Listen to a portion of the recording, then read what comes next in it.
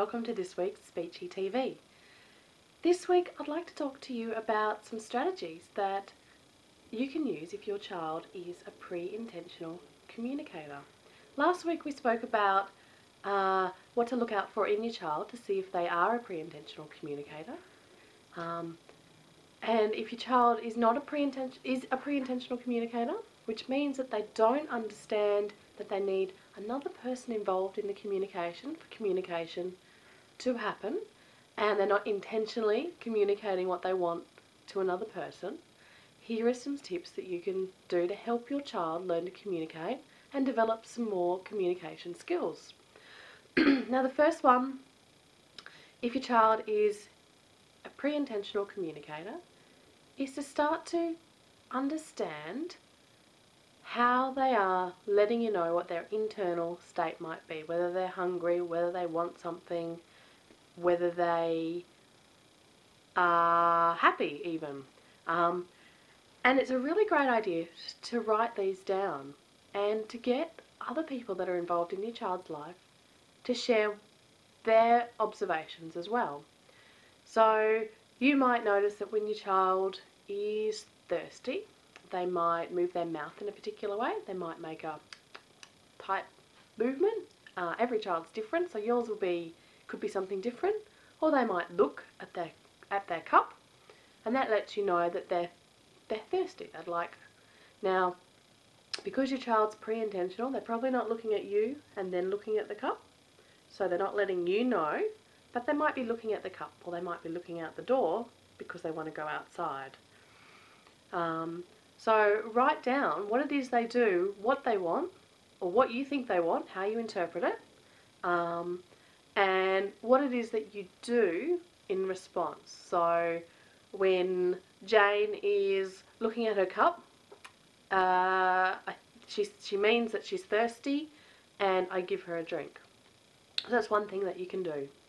And by having other people put their observations as well, first of all, everyone sees things differently, so they might pick something that you hadn't noticed yourself, or that your child doesn't do when you're around. They do it for somebody else because of a different environment.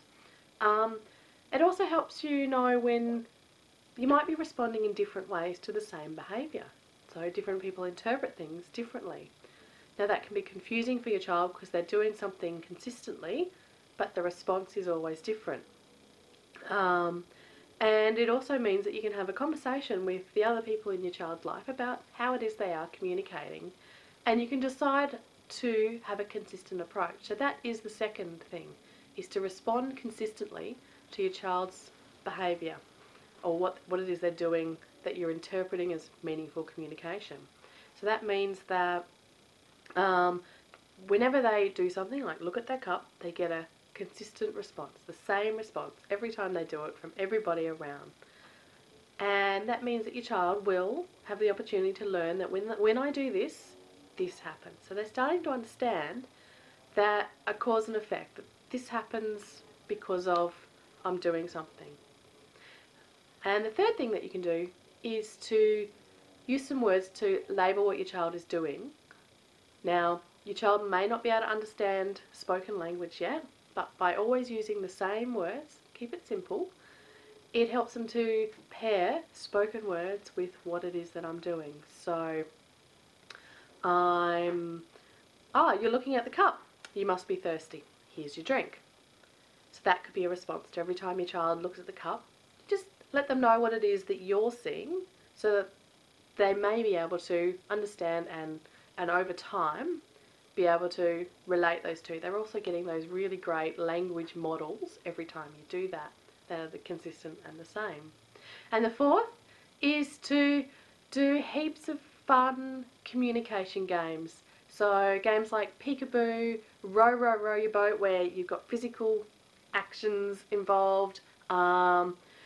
This is the way the lady rides kind of games where there's physical movement involved. They're really fantastic for developing communication. Now the real key here is when you've been playing them for a while, pause in the middle of doing something and see how your child responds.